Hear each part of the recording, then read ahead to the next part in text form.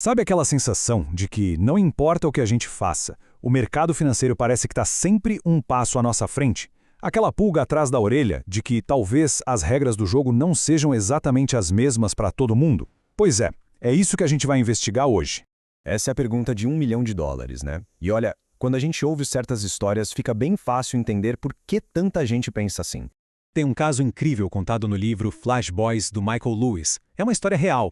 Operadores de alta frequência, os chamados HFTs, gastaram uma fortuna para passar um cabo de fibra ótica em linha reta, perfeito, entre Chicago e Nova Jersey. E por quê? Para ganhar uma vantagem de meros milissegundos nas negociações. Essa fração de segundo permitia que eles vissem as ordens de compra e venda antes de todo mundo e, claro, lucrassem com essa informação. Uma vantagem minúscula de milissegundos que valia milhões. É impressionante. E o mais doido no começo é que nem os investidores super sofisticados, como os grandes fundos, sabiam o que estava acontecendo. Pensa bem, se eles estavam no escuro, que chance tinha o investidor comum? Isso nos leva a uma questão que é fundamental. Para a gente não cair em armadilhas como essa dos Flash Boys, é simplesmente crucial entender quem define as regras do jogo, quem fiscaliza e, claro, quem joga. Se a gente conhece a estrutura, fica muito mais fácil navegar nesse campo com mais segurança. Aqui no Brasil, essa estrutura toda tem um nome. É o Sistema Financeiro Nacional, o SFN. Uma boa analogia é pensar nele como se fosse o sistema circulatório da economia. Ele pega o dinheiro de quem está poupando e leva até quem precisa de crédito, seja para comprar uma casa, seja para abrir uma empresa. Tudo de forma organizada e, espera-se, segura. O SFN se divide em 3 níveis, bem claros. Lá no topo, em amarelo, estão os órgãos normativos. Pense neles como os legisladores, que criam as grandes regras.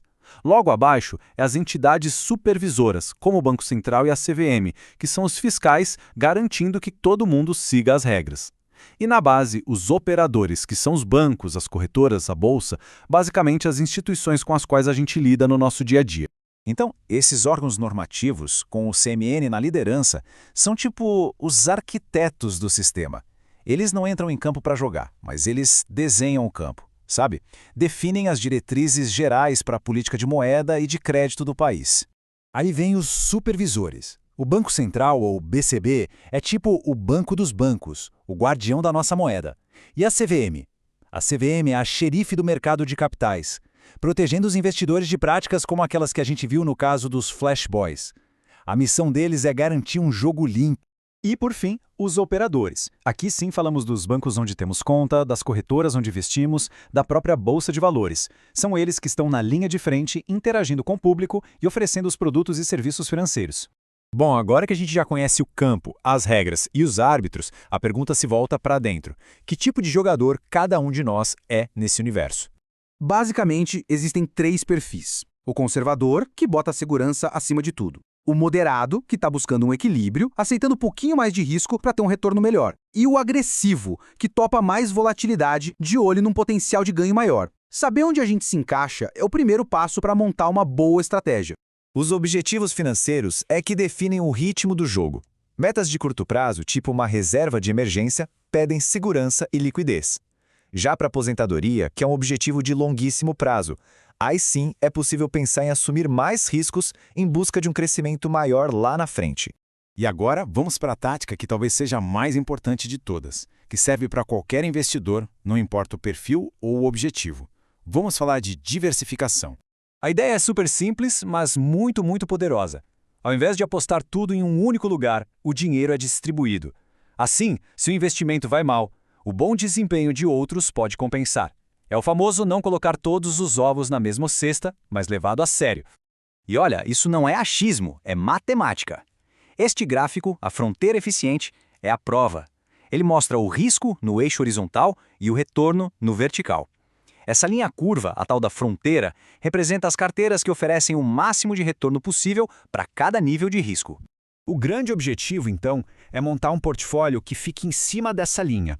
É sair da zona de apostas em ativos isolados e entrar na zona da estratégia, construindo uma carteira otimizada, inteligente.